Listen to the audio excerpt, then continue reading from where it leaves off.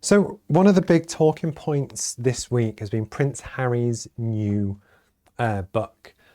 Oh God, where do we start? So basically, obviously he got married to Meghan Markle a few years ago, full royal wedding, everything.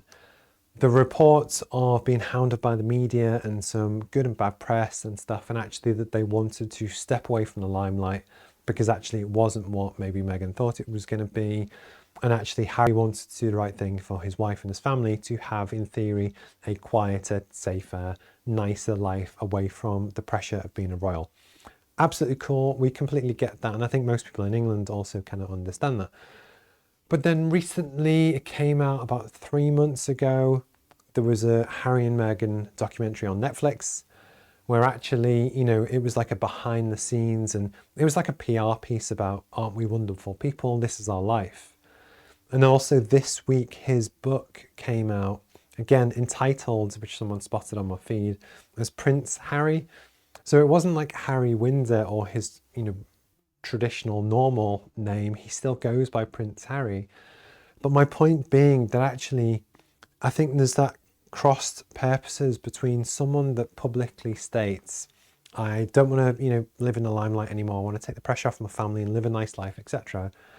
But then to do a tell-all book where he talks about fights with his brother, who's obviously the future king. He talks about taking cocaine. He talks about killing 25 people when he was on different tours in the army.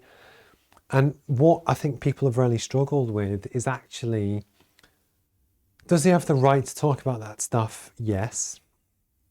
Does it go against, to maybe argue against his point where you say you want a quiet life and you don't want the attention, but when you first he didn't abdicate, but he kind of stepped away from royal duties. He goes on Oprah, so the biggest TV show in the world, to tell his story. Didn't have to do that.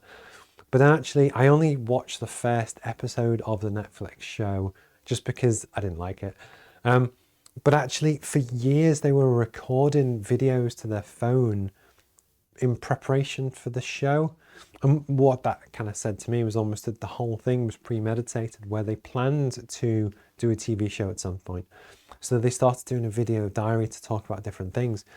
But actually, when you kind of watched it and went through it, it did just feel like a PR thing where actually, look how wonderful we are, and I didn't like it. And it was that juxtaposition that kind of, I think people have really kind of struggled with.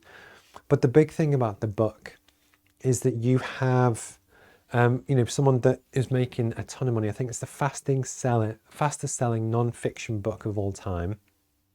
But on Wednesdays, I work for an offshore energy company called Subsea Energy Solutions. That's one of their wonderful mugs. And basically, I was down in Catterick, and Catterick is, I think it's the world's largest British Army barracks. So it's an army town. And where I go to get my lunch is there's a big supermarket called Tesco's, and they had it on sale. But it hit differently that in my day-to-day regular life, I'm just a normal civilian person. So if I saw it in a local shop, I'm not that bothered. But when you're in a supermarket and there's 50 to 100 people on their lunch breaks in full uniform who've devoted their life to their, to their country and really kind of, giving back in service, there are certain rules and expectations, so I'm led to believe, about what you do and don't talk about. And almost, I think it felt like Harry had broken a lot of the rules. And actually, if you remember back to, was it the royal wedding? Harry refused to shave his beard, which again goes against army traditions, because it's only one person in the army who's apparently allowed to wear a beard formally, and it's not him. But the point being, it's that kind of level of, has he overstepped the line to kind of share stuff that you shouldn't really share? And then vice versa as well. When the Queen died earlier in the year, I was actually in London for the funeral. And I think what was really kind of clear was that she devoted her life for 75 years, or her entire life, but for her reign, she devoted her life to really the public good. Yes, she was probably the richest woman in the world, but actually, she didn't have to do all the nice things that we become to expect and all of the charity work and actually, what the royal family does in terms of tourism for the UK and diplomacy and all that stuff, that she genuinely did devote her life, that she never told all or gave all the secrets away from what Nelson Mandela was really like, or I think it was 20 odd US presidents. Because it's that when you have a leadership position, especially the royal family, we arguably should hold them to a higher level of account. That actually our governments come and go, and sometimes they're terrible and sometimes they're okay. But actually the monarchy also sits alongside that to keep that accountable. But actually in some ways we do want that to be whiter than white, etc. I get that these are real people and they have real challenges, but I think there's a decorum, like a way to live that I don't think, if you know that your brother is a future king, why would you tattletale and share stuff that he was apparently violent or there was an altercation behind closed doors? Because that kind of thing should stay behind closed doors, because it's also poisoning in some ways his brother's and his family's image, therefore the country's image, to make money. And actually I had a lady called Liz comment on my feed about this, and she made a really good point, and it was to do with actually, he could really be suffering that from the death of his mother, which was Princess Diana. He never really got over it. He was never really given time to grieve, and obviously he'd pent up a lot of issues and things that kind of bubbled over, which I kind of understand. But it's off the back that I completely get all of that, but it's the making money off it and the $80 million Netflix advance for the show, and then it's a 4-book deal. It's not like a 1-book deal. That then it just seems a little bit premeditated. I'm going to come to the comment in a second.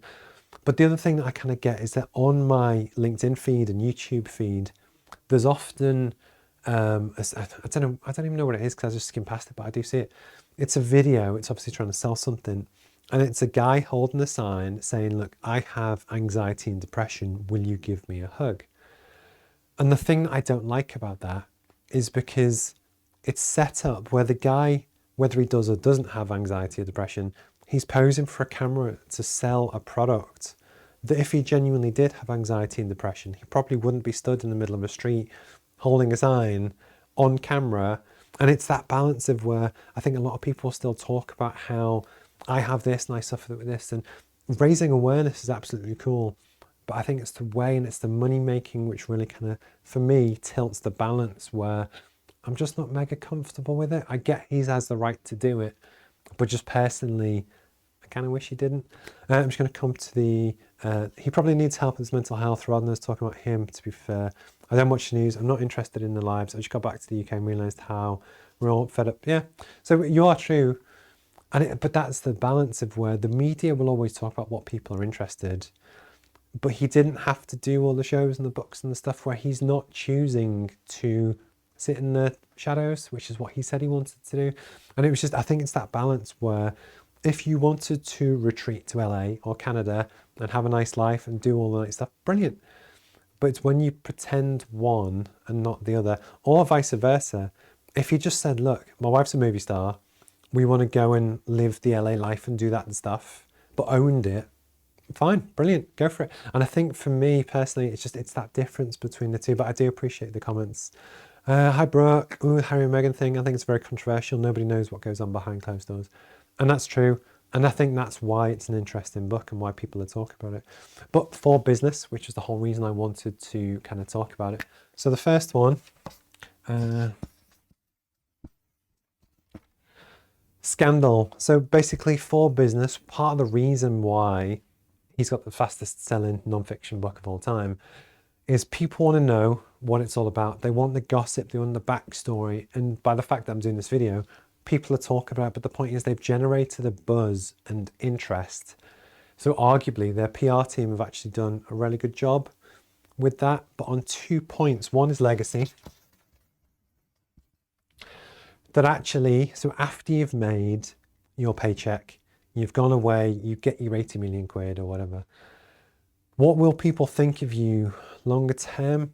And for a business, this is really important because actually you get a lot of people on socials who do a lot of shock content. So they might do content, which I saw a company recently and they literally called it, if you were to read it out, it was like, fuck it, company limited. But the way that they'd done it, they'd use like an exclamation mark, whatever. But they're purposely going for that shock content to get your attention. But the issue is that a short, quick win that won't last in time? And the point is actually you need to think about your legacy and actually what do you want to achieve longer term, and actually does it work. But last but not least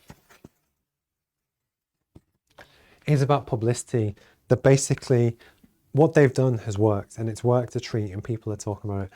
And actually what this then goes on to, it shows that actually for a business, people have to know that you exist. So obviously people know that Harry and Meghan exist.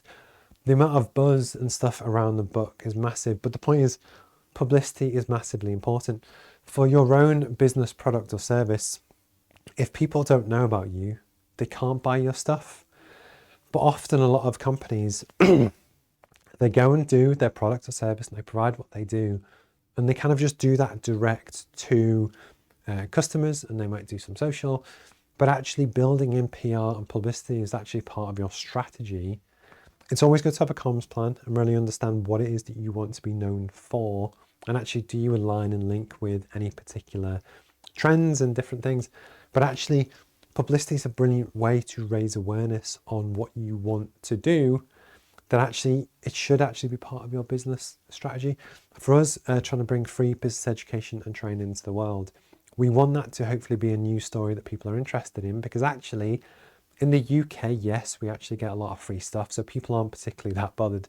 But actually in America and basically the rest of the world, the UK and US education is quite well respected. We are CPD certified, so it does come with official accreditation of sorts.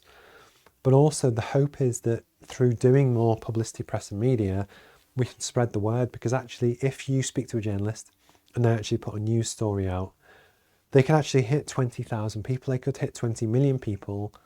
That actually it's a really good way to spread the word in a very efficient way. The trick is to have the story that people want to talk about. And I just wanted to mention it because actually it might be something that you can use as well. Cool. So hopefully that was interesting. It was a hot topic that basically I wanted to try and cover today. It is a difficult one. I understand that there are different issues with mental health that it's funny, I completely understand the message about saying that we shouldn't maybe talk about him, but we're only talking about him because he chose to put a book out. And if it's that balance of, yeah, it's a difficult one to square the circle, but I genuinely appreciate the comments and stuff anyway.